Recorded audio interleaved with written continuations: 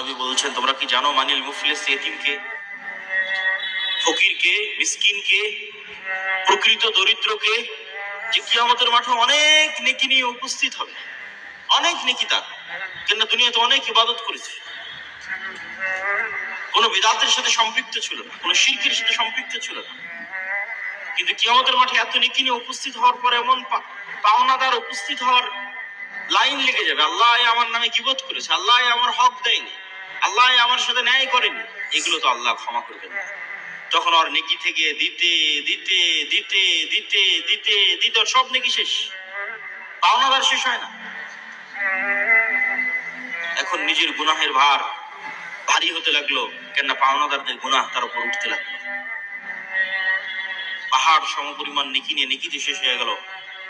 কতজনকে গালি দিয়েছিল, গীবত করেছিল, নিন্দা করেছিল, হক নষ্ট করেছিল, এদের গুনাহের বোঝা মাথায় নিয়ে এখন তাকে জাহান্নামে যেতে হচ্ছে। এ প্রকৃত দরিদ্র।